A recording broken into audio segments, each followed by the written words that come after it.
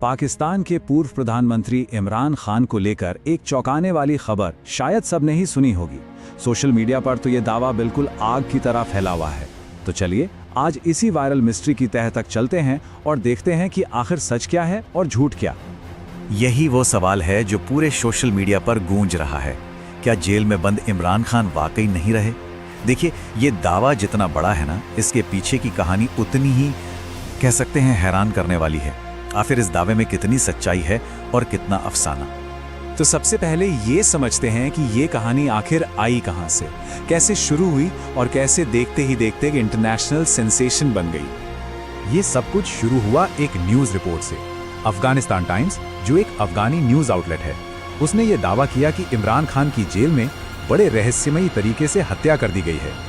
बस एक चिंगारी काफी थी और यहीं से इस अफवाह की आग ऐसी भड़की कि कुछ ही घंटों में सरहदों के पार फैल गई। खबर के बाहर आते ही सोशल मीडिया पर तो जैसे एक तूफान सा आ गया।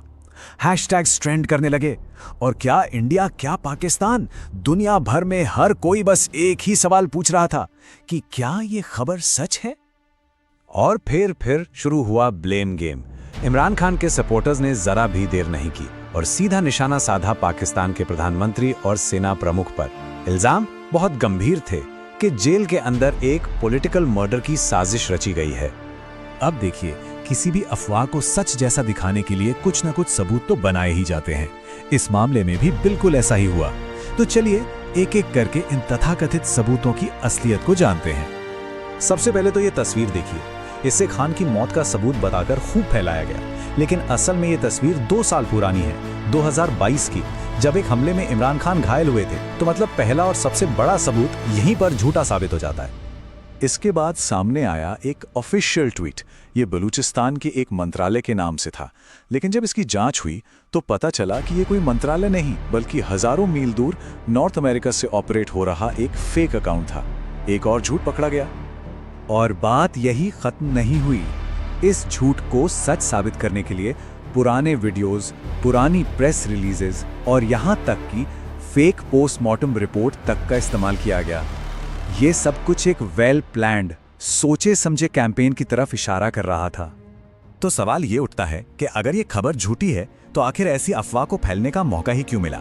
अच्छा, इसे समझने के लिए ये जानना जरूरी है कि क्रिकेट के मैदान से सियासत के शिखर तक पहुंचने वाले इमरान खान आज जेल में क्यों हैं?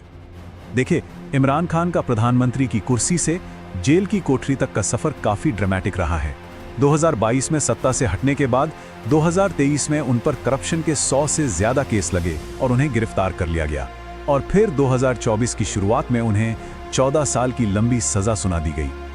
इन सभी मामलों में जो सबसे सीरियस केस है वो है अल कादिर ट्रस्ट मामला, जिसमें उन्हें मुख्य सजा हुई है। आरोप यह है कि इमरान खान और उनकी पत्नी बुशरा बीबी ने सरकारी पैसे को एक प्राइवेट ट्रस्ट में डालकर उसका गबन किया। ये पूरा मामला ऐसे समझिए, ब्रिटेन सरकार ने एक पाकिस्तानी कारोबारी के करीब 1000 करोड़ रुपए मनी लॉन्ड्रिंग के शक में जब्त किए और उसे पाकिस्तान सरकार को लौटा दिया।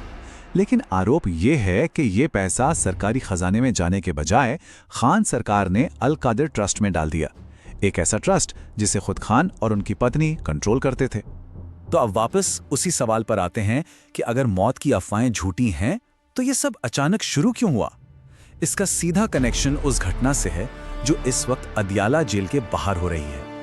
इस अफवाह के फैलने का जो टाइम है ना, वो अपने आप में एक पूरी कहानी कहता है और उस कहानी के सेंटर में है एक नंबर 21।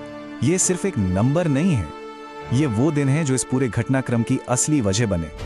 पिछले 21 दिनों से भी ज्यादा हो गए हैं इमरान खान के परिवार का उनसे कोई कांटेक्ट नहीं हुआ है। उन्हें ये तक नहीं पता कि खान किस हाल में है, उनकी सेहत कैसी है। सरकार और जेल एडमिनिस्ट्रेशन की तरफ से पूरी तरह से चुप्पी है। इसी इंफॉर्मेशन ब्लैकआउट के खिलाफ इमरान खान की तीनों बहनें अदियाला जेल के बाहर धरने पर बैठी हैं।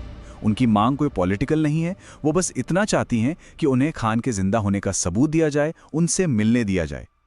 लेकिन अब ये सिर्फ एक परिवार का प्रदर्शन नहीं रहा, उनके साथ हजारों सपोर्टर्स भी जुड़ गए हैं जो खान की रिहाई के साथ साथ आजादी के नारे भी लगा रहे हैं। ये विरोध अब धीरे धीरे एक बड़े पॉलिटिकल मूवमेंट का रूप ले चुका है।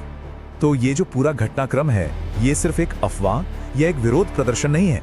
सवाल ये है कि ये पाकिस्तान के मौजूदा हालात और भविष्य के लिए क्या मायने रखता है। एक्सपर्ट्स का मानना है कि ये अफवाह इमरान खान के बहुत ही पावरफुल सोशल मीडिया विंग की एक सोची समझी स्ट्रैटेजी हो सकती है, सरकार पर प्रेशर बनाने का एक तरीका, ताकि वो खान के बारे में जानकारी देने पर मजबूर हो जाए। लेकिन ये घटना एक बड़ी और ज्यादा खतरनाक तस्वीर की तरफ इशारा करती है। ये दिखाती है कि पाकिस्तान में पॉलिटिकल इंस्टेबिलिटी और सरकार पर अविश्वास कितना गहरा हो चुका है, और एक न्यूक्लियर पावर वाले देश में ऐसा माहौल सिर्फ उसके लिए ही नहीं बल्कि पूरी दुनिया के लिए चिंता की बात है। तो सवाल यही है कि क्या ये सब सिर्फ सरकार पर दबाव बनाने की एक डिजिटल स्ट्रैटेजी थी, या फिर ये उस बड़े पॉलिटिकल तूफान का इशारा है जो पाकिस्तान में शायद दस्तक देने वाला है। इसका जवाब तो अब आने वाला वक्त ही देगा।